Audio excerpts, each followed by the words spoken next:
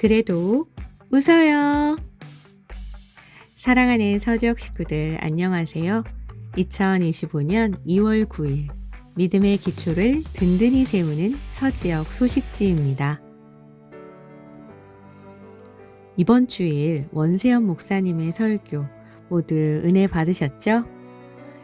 저 역시 베드로의 모습을 통해 제 자신을 돌아보면서 예수님을 사랑한다는 나의 모습은 이제 정말 찢어지지 않는 그물이 될 수 있는가 깊이 생각하게 되었습니다.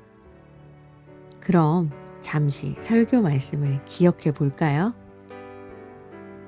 부활의 예수님을 만났지만 어부였던 자신의 옛 생활로 돌아가 살면서 예수님을 부인했던 자신의 모습이 한심스럽고 또 죄책감에 빠져 공허함에 허덕였던 베드로. 그런 베드로에게 먼저 찾아오신 예수님. 예수님께서는 사랑하는 제자를 다시 일으켜 세우시기 위해 오셨습니다. 그리고 베드로를 회복시키시고 주님의 꿈을 이루기 위한 상태로 변화할 것이라는 의미의 찢어지지 않은 그물을 보여주십니다. 베드로는 찢어진 그물과 같은 마음으로 예수님께 있는 그대로 나아갔고 예수님은 그런 베드로를 위해 따뜻한 불과 음식을 준비해 주셨습니다. 그리고 왜 자신을 부인했는지 따져 묻거나 책망하시지 않고 조용히 제자의 영적인 허기짐을 채워주셨습니다. 그리고 내 양을 먹이라는 사명을 통해 온전한 회복을 시켜주셨습니다. 혹 베드로처럼 인생 다하도록 열심히 살아온 삶에 채워지지 않는 공허함이나 허탈함 가운데 계신 분들이 계신가요?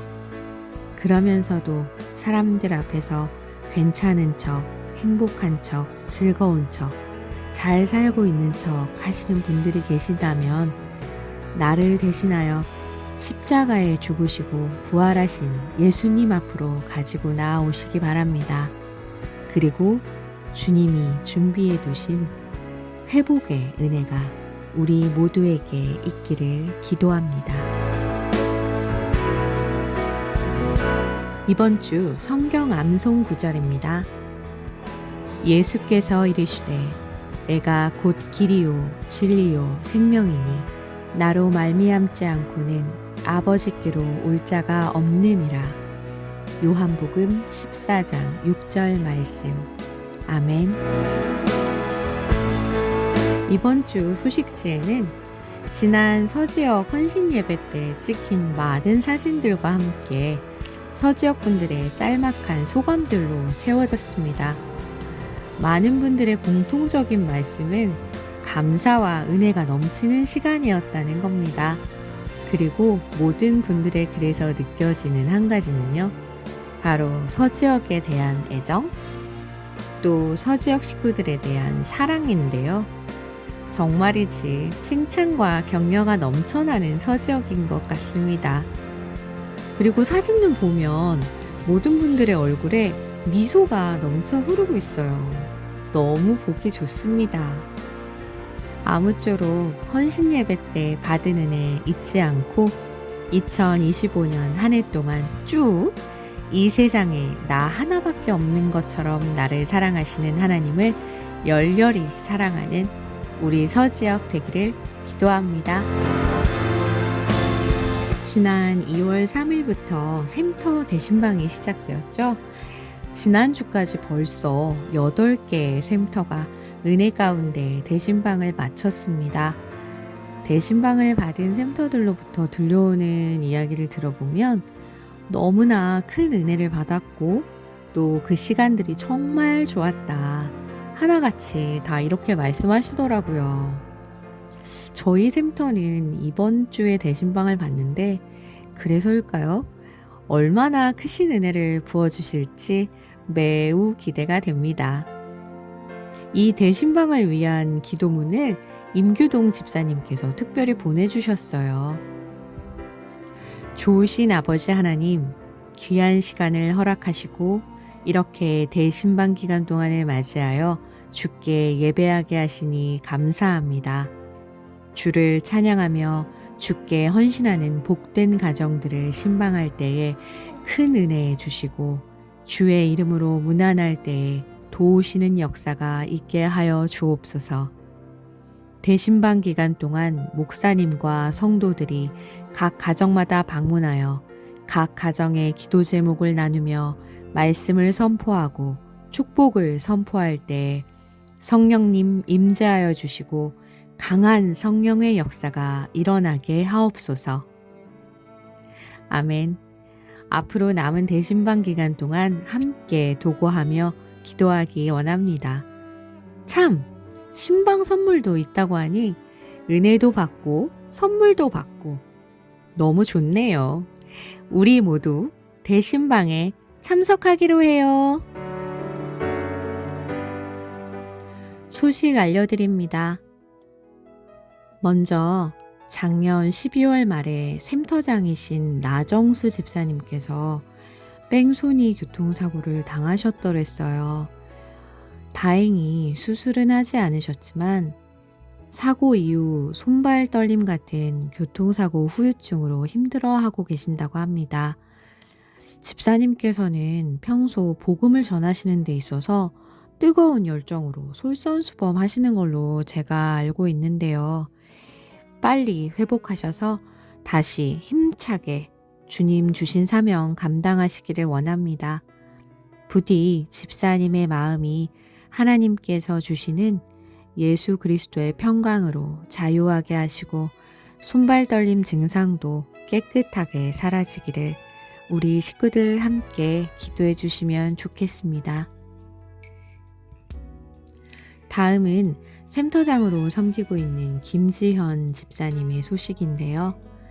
2월 10일 월요일 1차 항암 치료를 위해 입원했습니다.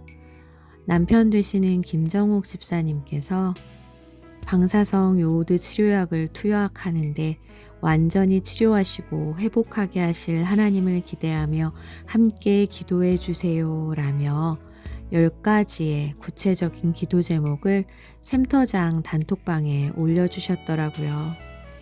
많은 분들께서 응원과 격려의 댓글들을 많이 보내주셨는데 그 댓글에 또 김지연 집사님이 직접 너무 감사합니다. 서지역 식구들이 기도해 주시니 부작용은 가까이 오지도 못할 것 같다며 여호와 샬롬이라고 웃으며 인사하는 답글을 달아주셨더라고요. 어떻게 보면 두렵고 떨리는 상황임에도 담대하게 믿음으로 나아가는 집사님의 모습이 참으로 아름답습니다. 치료 잘 받으시고 깨끗하게 회복되어 건강한 모습으로 만나게 되기를 간절히 바랍니다. 제17차 회복 캠프가 3월 8일 토요일에 열립니다. 마음에 뭔가 해결되지 못한 답답함이 있으신 분들, 또 영적으로 다운되었다고 느끼시는 분들, 영적 회복에 간절함이 있으신 분들, 이외에도 여러 가지 회복이 필요하다고 생각하시는 분들 모두 참석하셔서 큰 회복의 기쁨을 누리시는 기회가 되시면 좋겠습니다. 그리고 이번 주일 오후 예배 마치고 목자장 모임이 김종환 장로님 댁에서 있었다고 해요. 모두들 주일 섬기시느라 피곤하고 힘드셨을 텐데 목자장님들과 지역 리더분들이 모여 함께 식사하고 지역을 위해 기도하며 준비하는 시간을 가지셨다고 합니다. 우리 서지역 목자장님들 그리고 지역장님이야 지역 리더님들 모든 분들의 가정에 주님이 주시는 평강과 축복이 가득 임하시기를 기도하겠습니다. 힘내세요. 화이팅! 여러분, 능력 있는 기도의 3가지 특징을 아시나요? 명확하고 구체적으로, 끈기 있게, 하나님의 응답을 순복하는 것. 이 3가지를 줄여서 명, 끈, 순이라고 하는데요. 첫 번째, 명확하고 구체적으로 기도하는 것은 뭔가 고상하고 세련된 언어로 멋있게 기도하려 하지 말고 솔직하고 명확한 표현을 써서 구체적으로 기도하라는 것이고요. 두 번째, 끈기 있게는 우리가 잘 아는 성경에서 나오는 과부와 재판관의 비유처럼 인내로 구하는 것이 필요하다는 것입니다.